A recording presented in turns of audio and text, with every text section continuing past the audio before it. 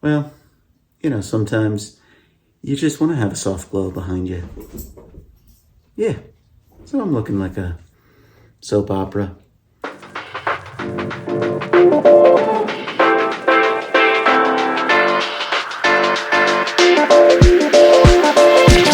we go.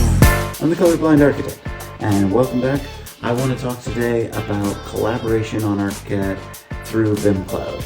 And the reason why is because this is a really important thing for everybody nowadays. Most of us are working remotely, and it's helpful if you have your own Bimcloud solution so that you can collaborate with other architects or even engineers, especially now that Archicad's moving more into allowing for engineers to be able to participate with us in the model. So let's get started. Now there's three different types of ways that we can collaborate through Bimcloud. One would be Bimcloud as a service. Two would be setting up a Bimcloud on a remote server. And three, setting up a Bimcloud on your own server. Okay? Now, with each of these three options, they have their pros and cons. And so let's start with Bimcloud as a service. Now, Bimcloud as a service is something that Graphisoft launched a few years ago, and it's a good service, especially if you just want simple, easy. You don't have to worry about setting up a backup solution. You don't want to worry about whether or not it's going to be online. You just want it to work. This might be the solution for you. Now, Bimcloud as a service, the major benefits to it is it's hosted on Google infrastructure. It's always on. It pretty much always works. The downside is it costs a lot of money. Specifically here in the United States, Bimcloud as a service will cost you $400 per year per seat or $75 per month per seat. And it's not just that it's per seat. Each of these seats can only be used by one person. So let's say you have a team of, let's say, 4 architects, and maybe your structural engineer has 3 engineers on the project, and maybe you've got a mechanical plumbing engineer who's also on it, and they've got a couple people. So that means you're going to need about 9 seats. Now, 9 seats times $75 per month or $400 per year. That's going to get really expensive really fast. Worse is the fact that you can't use logins from other Bimcloud as a service accounts. So, for example, if your structural engineer has a Bimcloud as a service account for their office, they can't use their logins and the money that they're already paying to log into yours. And so unless you want to have them host your stuff, which may be a problem for you because as an architect, you kind of need to control your own data. So Bimcloud as a service, like I said, really easy to set up. I mean, you pretty much go into accounts.graphisoft.com, log in, set it up, pay the fee, and then it sets it up. You basically hop on there, start using it. Great. It's wonderful. Now, what about the second option that I mentioned? Well, okay, so Bimcloud Basic is a free installation. So, let me just go ahead and download it. Okay, so we're going Mac OS. Okay, now, Bimcloud Basic, this is a free download for everyone. Now, I gave 2 options at the end. It was Bimcloud on a remote server and Bimcloud on a local server. Now, both of these involve using Bimcloud Basic. Now, there's huge limitations to Bimcloud Basic. One, you can't use more than one version of Archicad with it, which means transferring projects from one version of Bimcloud to the next is a little bit of a pain. It is doable, but it's not the most fun. The second downfall of it is there's no backups on this. If you're going to do Bimcloud Basic, you basically accept the risk that there may be a catastrophic failure. So you're going to want to make sure, if you're running this on Mac, run Time Machine. If you're running this on Windows, make sure you've got whatever Windows backup system that you're running. And make sure you're doing it regularly so that you've got that. But even then, this could be a problem. So you'll want to occasionally save out exports just so that you've got some kind of backup. On the flip side, it's free. So once you get it set up, you can have as many user accounts as you want. You can have as many projects as you want. The limitation is going to be your hardware. So why did I separate it into remote server and local server? Okay, so here's the big downfall as well. You need to be able to have a static IP address. Why? Well, obviously you can set it up on your local area network. If you're in an office, this might be just fine. Maybe you never need employees to be able to log in from outside of the office. But let's be realistic. We all go on vacations. We all go places. Sometimes you just need to log in from a remote location. If you can set up a VPN with a computer in the office that can actually handle being kind of a remote controlled computer, that could potentially work for some people. But you're still going to need, if you want to be able to actually access it like I do with a laptop from anywhere in the world, you're going to need a remote solution or a static IP address. So the remote solution, what I recommend is a service called MacStadium. MacStadium.com. What they do is they basically have a bunch of Mac Minis and they have them set up at various server locations around the world. You just set up the account, get your Mac Mini on there, you rent it for whatever price you need to rent based on the specifications you need and the bandwidth you need, and then you can basically load everything like you would normally do on a local server. Obviously, this is very expensive, but it does have the advantage of being able to accommodate as many users as you want without having to keep paying the per-seat license that Bimcloud as a service does. The other advantage is you control the data 100%. It's yours. It's nice.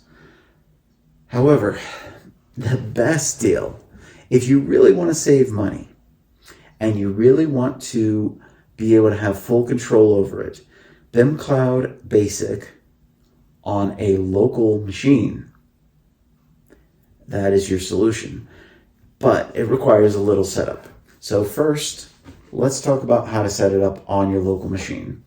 So you're going to go ahead and open up your download file, and then you're going to go run through the install. Now, it's really critical as you run the install that you do not cancel out or miss any windows. It is critically important because any failed step along the way will cause a failed install. So you just want to make sure that you're really focused. Now, one of the things that I recommend is you get a standalone computer for this. The reason is you want to know that it's just always on, always running. For this, I recommend an M1 Mac Mini. The reason why is you don't need a whole lot of firepower, but the advantage to the M1 Mac Mini is it's relatively affordable, only about $800 for the computer.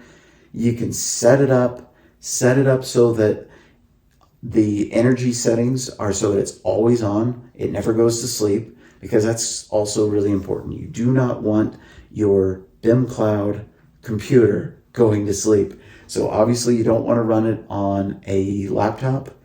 You don't want to run it on a big behemoth machine that's going to waste a lot of energy, because energy is expensive.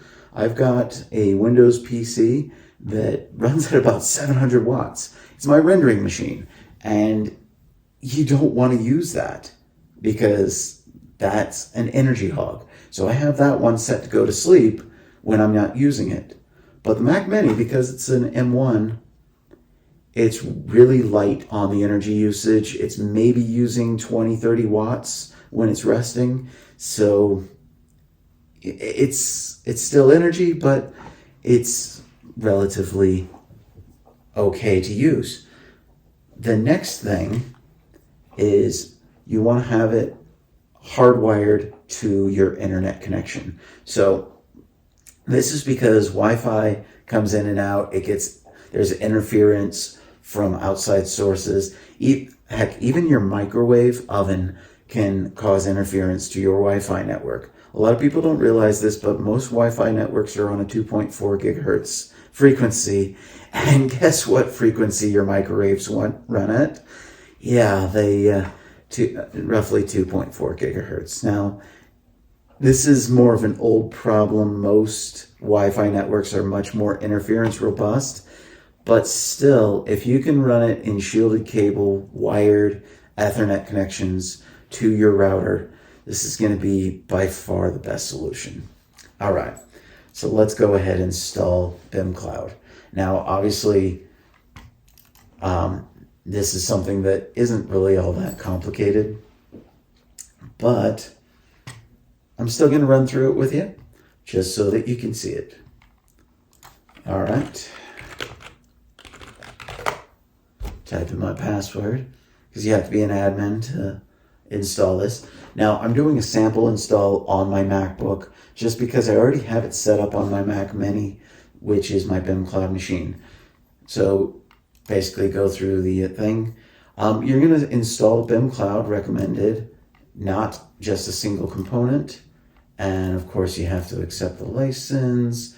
You put it in the folder where it's supposed to go. And now we're just going to go ahead and let it install. Now, back to the question of setting up your internet service connection. Now, most people, when they get an internet service provider, their internet service provider is going to provide them an IP address that is dynamic. This is, you might have noticed when you're connecting your Wi-Fi network, this thing called DHCP. DHCP is basically a dynamic protocol that allows a continuous connection to your router, but your devices will keep getting applied a new IP address each time they log in, so you never quite know which IP address they're going to be. Static IPs, on the other hand, that's an address that's permanently assigned to one device. Now, in the case of the wide area network, the internet, most internet service providers will provide your internet modem, whether it be a cable modem or a fiber optic modem or a DSL modem, whatever it is that's connecting to the outside internet, that device, most internet service providers set that up as a dynamic IP. The reason why they do this is because it allows them a lot more flexibility in divvying up the traffic and stuff like that. And also, it means that they're free to use a whole bunch of different IP addresses, or even just a single IP address for multiple addresses within their own internal routing system. Whereas if you want to have a static IP address means that your internet service provider has to own that IP address and permanently assign it to just your location. So most internet service providers will charge you an extra fee to be able to do this. Worse, if you've got a residential connection, like I did at my home, it's a dynamic connection and there's not even an option for a static IP. You have to upgrade to a business class.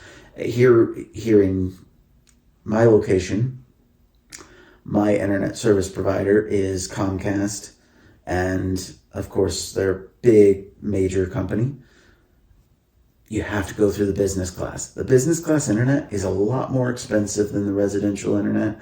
Residential internet will oftentimes here in this area cost you around $60 to $80 a month versus A business class, I'm paying $180 a month for my internet service, but that's because I'm getting a guaranteed bandwidth.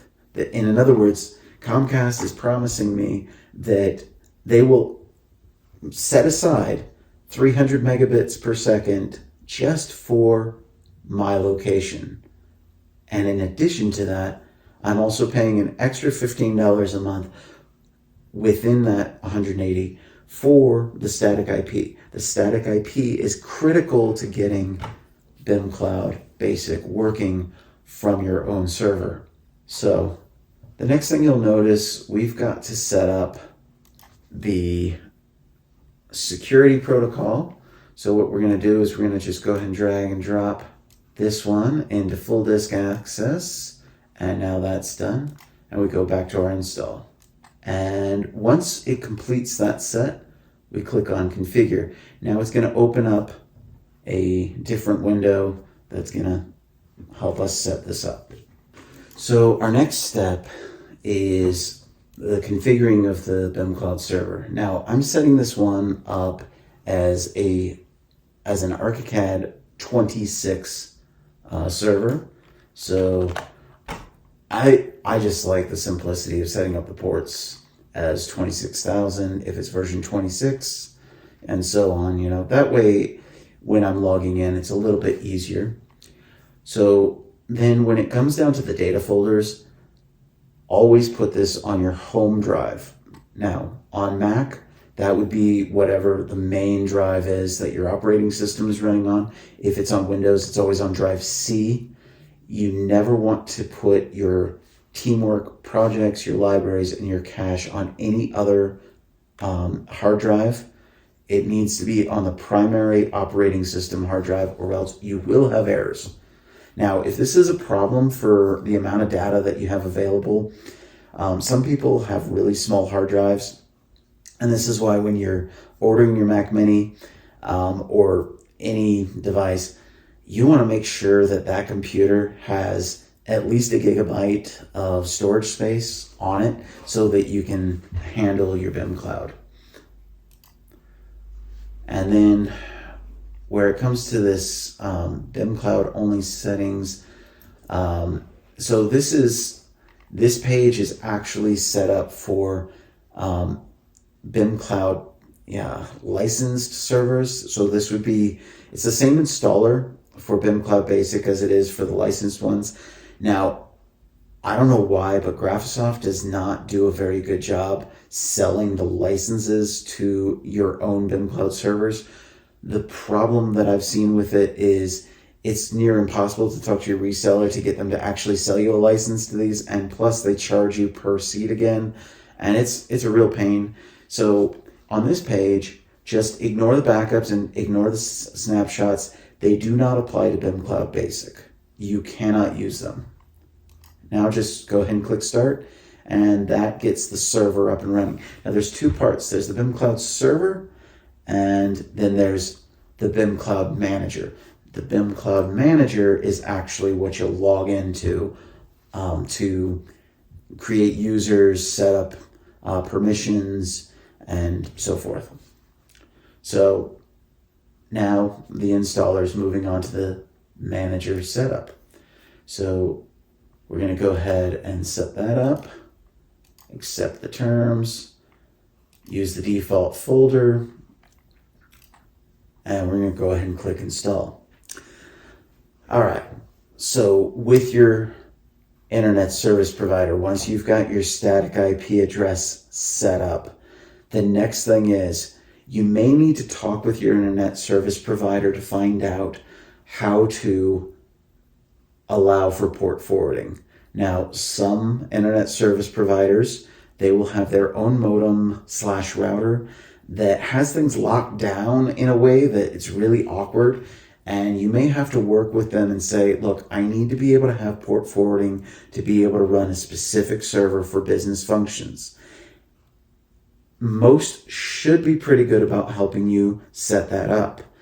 And if it is Comcast, I can tell you their built-in router claims that it has port forwarding, but it does not. It sucks. It does not function properly. So you'll have to set it into some sort of mode, not bridge mode though. See, here's one of the problems too. Internet modems that Comcast provides, they do not, if you set it into bridge mode so that it goes straight to your router, the problem is your router doesn't actually have the capability of communicating with the Comcast servers so that you can have internet. So you need to have a special mode set up. And this is, again, something that you'll need to talk to your internet service provider and talk to their technical support and have them walk through the steps and configure the modem so that it will pass the port forwarding onto your router. It's very important that you do that because your router is for your internal traffic and your router is what needs to be able to have the port forwarding, because otherwise you're not going to be able to route within your office or home in my case, because I work from home. And I want to be able to access my Bimcloud from my MacBook to my Mac Mini. When I'm at home, that means an internal IP address that's not the external IP address. But when I'm away, I need to be on an external IP address. So next, we're going to go to, okay, we've got full disk access it's requesting for the Bimcloud Manager. And go ahead and drag and drop that into the security. And so that's going to set that up for success. We should be done with our security now, and we should be done with our Windows there. So let's go ahead and click configure. All this to say, there's a lot to think about as you're setting up your Bimcloud. And you're probably going to run into a few hurdles along the way. Go ahead and drop a comment. I might be able to help, or at least point you in the right direction so that you can find the information that you're looking for. Okay, so we're still waiting for this to pop up. So once you have your static IP and you've got your setup with your internet service provider so that it allows the router to do the port forwarding. Okay, we're going to take a break on that thought. Configure Bimcloud Manager. I'm going to set this one up as 26001, and you can also change the display name.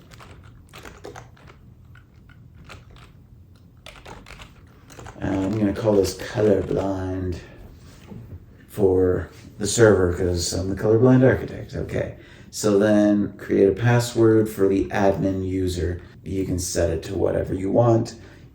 I would always recommend changing it once you've actually got things set up, and then you'll go ahead and click next. Oh yes, that's right. Do not do the backups. Remember, no backups on Bimcloud Basic.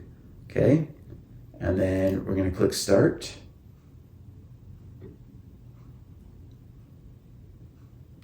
And so now that the manager is set up, that's going to go,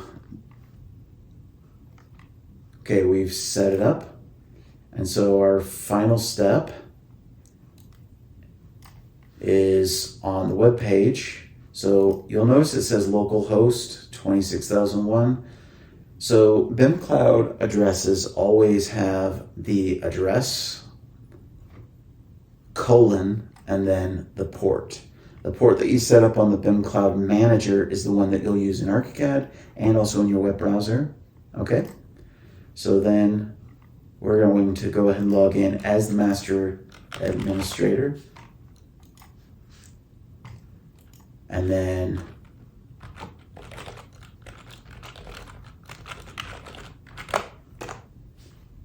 I'm going to make the username. And then a password. And an email.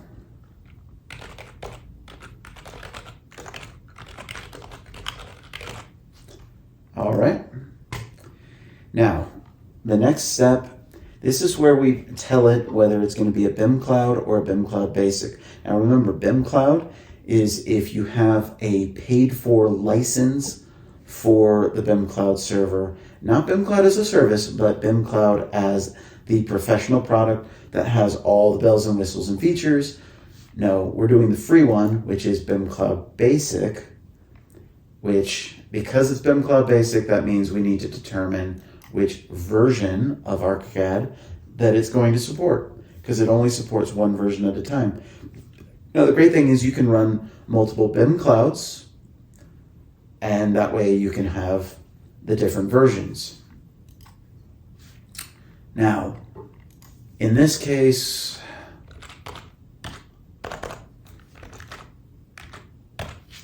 I am just going to type in localhost :26001 because I'm not actually setting this one up for the exterior use just yet. Now, you'll click on this little refresh button, make sure it turns this color. Note I'm colorblind. I can't tell if that's gray, green, or blue. Sorry, but that's what you do. Click continue. And then you'll go ahead and set up your mail server. Now the mail server, what I usually do is I set it up as a Gmail address. You put in the Gmail SMTP settings, the port, the security, and because it does require authentication, you go through that. But instead of your normal password, what you're going to need to do is you go onto your Gmail account, you log into security, and under the security settings, there's an option where you can do an app password. You create an app password and you paste it here. The reason for that is because of the way Google does their authentication now for email logins. It changes regularly. And so an app like this, which is kind of an older system, you have to use an app password. Which is basically a special token code that Gmail will give this one app so that this one app can communicate. Once you complete those settings, you can send a test email. Now, the only reason why this is helpful is if you want to be able to send password resets to any of your users on your server. Once you finish that, and of course I skipped it because I didn't actually want to do that in this video, then you'll go ahead and log out, and then you're going to log back in with your username and password. And now you're in. You'll need to activate it with your Graphisoft ID. So you'll click on that, go through, set that up. Once you do that, you can go in and set up your users, your roles, your servers, your projects. It's pretty simple to use. Then once you have your Archicad, you can actually log in to the server from the same machine. Now, if you set it up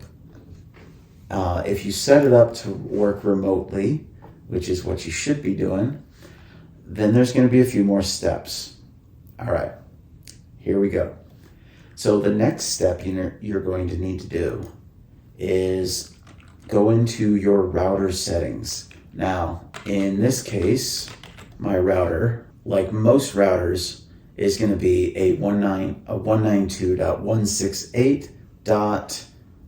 Either 1 or 144 or whatever your router has, .1. The .1 is always the router on any local area network.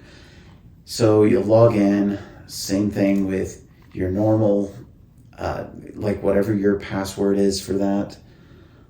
Once you log in, and let's hope that I got the password right. Okay, so once you're logged into your router's web page, built-in web page, you're going to need to search for the settings for port forwarding. So now on the Amplify router, which I use, normally I'm using the app on the phone, which is something that you can do. On this particular one, I thought there was going to be an option to set it up on this screen, so I guess not. So your next step is setting up the port forwarding. Now, port forwarding is going to be a little bit different on each router, but what you're going to want to do is the specific computer that you're running your Bimcloud on. In my case, it's a Mac Mini. You're going to go into the network settings, and on your network settings, you're going to go into your internet connection, go into advanced, and then on TCP/IP, you're going to change the configure IPv4 from using DHCP to manual, or using DHCP with manual address. I recommend on a Mac using DHCP with manual address. It's the easiest. And then what you do is once you set that up, then you can go ahead and put in the specific IP address that you want this to be. Now, when you're setting up a manual IP address internally to your network, you're not going to want to, you're going to want to make sure that no other devices have that specific IP address. So a little planning is necessary. Go in there, set it up to whatever you need. Now, the address always needs to be just like your router address, except a different number at the end. So in this case, it would be 192.168.144, which is the same as the router, but then that instead of 0.1, you're going to put a different number. Now, on some routers, you'll have a range that it uses for the automatic addresses, the DHCP addresses. It's often 100 through 200 or whatever. So that's why usually what I'll do is I'll set like a 2, 3, 4. So in this case, I could set it up as like a .8, you know, okay? So 192.168.144.8. That once I click OK, then this specific computer, when it's on this local area network, will always try to identify itself at this address, and the router will in turn route traffic to that specific address. Obviously, it's important to set up a manual address for the computer that's hosting the Bimcloud, because the other computers always need to be able to know where to find it. Once you complete that, then you'll go into your router settings, find the port forwarding, then go through under port forwarding, set it up with TCP, and then for the actual port, you're going to put in the same ports as you did for your Bimcloud manager and your Bimcloud server. In this case, 26,000 and 26,001. You're going to then, under those ports, say which IP address that it port forwards to, and that's going to be the manual address that you set up on the computer that you put the Bimcloud on. In this case, it's going to be the 192.168.144.8, right? Once you have that set up, then you should be good internally. Go ahead and test it out.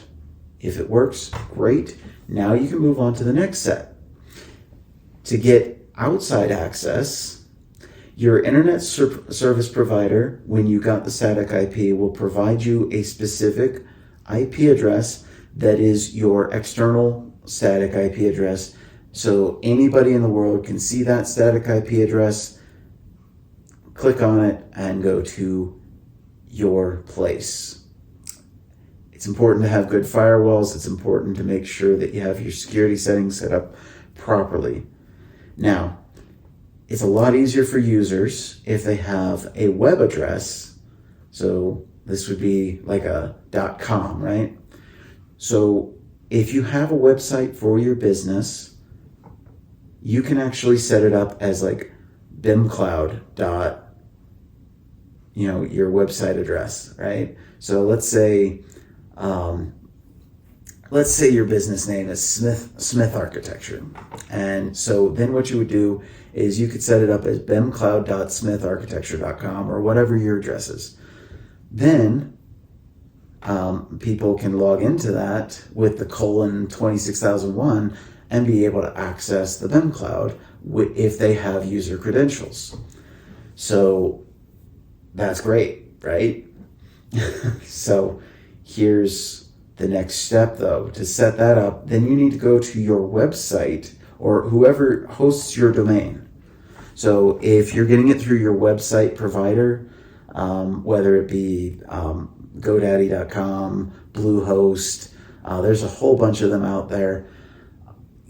You're going to log into your domain settings, and then you're going to add an A record under the DNS settings. The A record, instead of the @ sign or the www, you're going to type in either Bimcloud or Bim to be able to create that prefix to your domain name. And then you're going to put in the IP address of what your internet service provider assigned you for your local area network. Once you save that setting, theoretically, it should work. You should be able to log in from outside of your local area network and access your Bimcloud. So, there's a lot of information here, a lot of content, and honestly, it's really technical. If you need help, you can get a network expert to help you out. Networking IT guys, they're great. It's worth it to hire them if you need the help. However, if it's just a simple question, I might be able to help. And you can just drop me a comment and I'll see if I can point you in the right direction. But I will not set it up for you. This is really just an information video for you to be able to set up your own Bimcloud server. And hopefully by doing so, you're going to save a lot of money. However, honestly, if you're not that technically proficient, Bimcloud as a server through Graphisoft, yeah, way easier. It will cost you a lot more money, but it may be worth your time, and it may be worth worth the money. Anyways, with that, I'm going to bid you adieu for another day. I'm the Colorblind Architect. Peace out.